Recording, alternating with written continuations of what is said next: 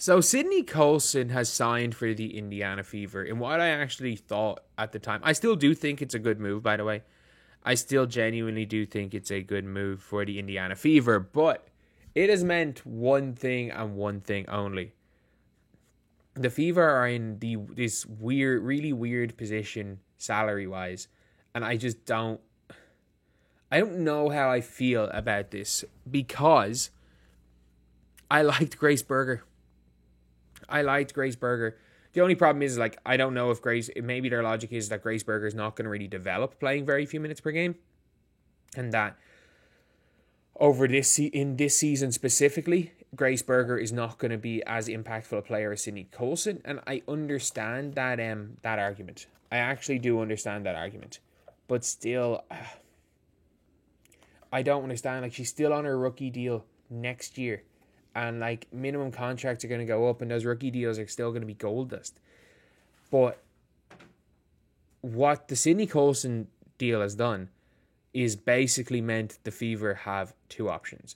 And people are going mad at me in the comments for like suggesting one of these options, but I have to talk in letter of the law. They can, not that they will, not that they should, but they can cut. And by the way, I said they could cut Caitlin. They can't cut Caitlin. Cutting Caitlin does not get them under the salary cap for 12 players. They have to cut Aaliyah or DeWanna Bonner.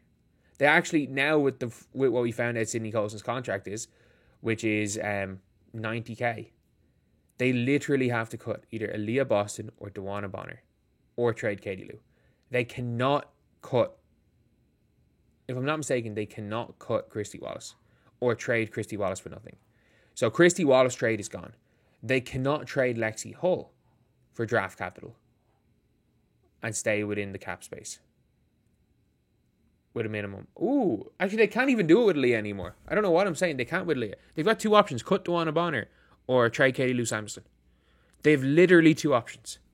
They're the only two options. And if you are like, it's not looking like they're going to be able to do the latter because the Golden State Valkyries are in a worse spot. So you're looking at a team going out there with 11 players, and it's an interesting one with Colson because obviously she's officially signed.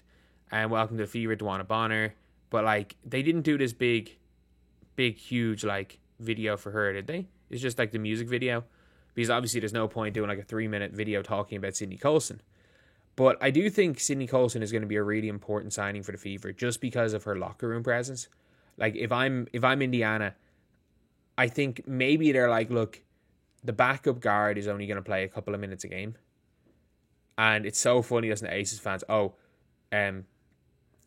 was it? I read an article that said Sydney Colson was brought in because the front office don't trust Caitlin Clark. And I'm like,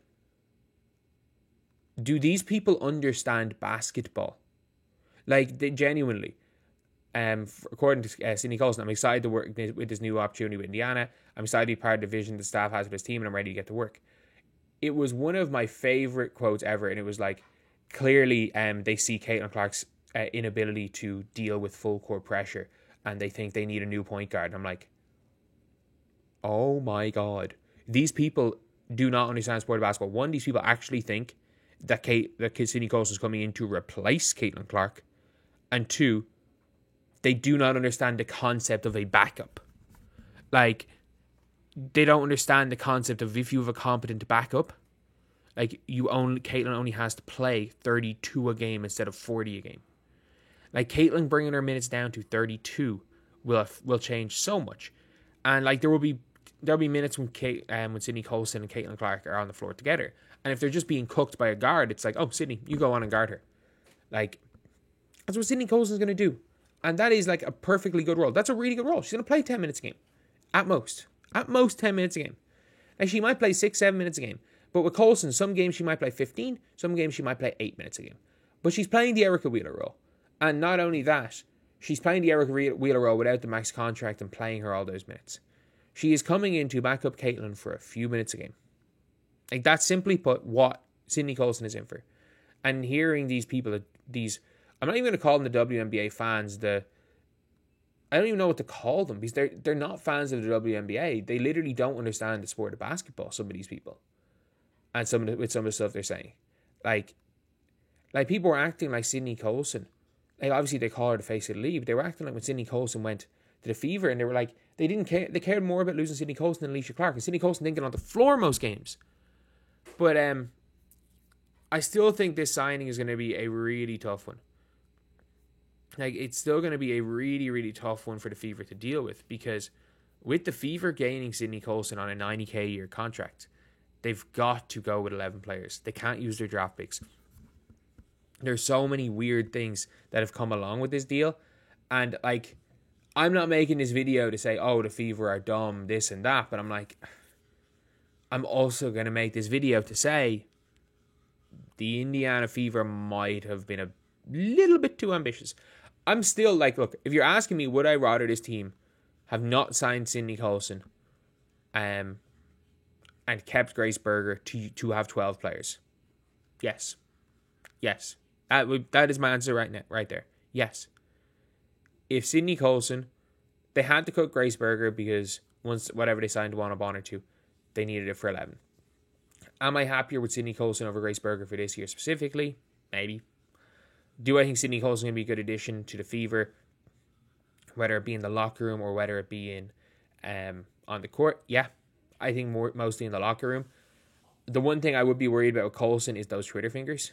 I would be worried with those Twitter fingers, especially like if she's kind of stinking it up. But like, look, nobody dislikes the energy 11th man. Nobody in basketball history has ever disliked the Robert Sacre. Nobody in basketball history has ever disliked the Thanasis. If you have an 11th man who can come in and give you something, anything, whether that be running in and hacking somebody, whether that be coming in and playing 2 defensive possessions elite in a row and subbing straight out, whether that's coming in and hitting a 3 and subbing straight out. Nobody hates the high energy level team first 11th man. So I don't think people have to worry about Sydney Coulson getting any stick.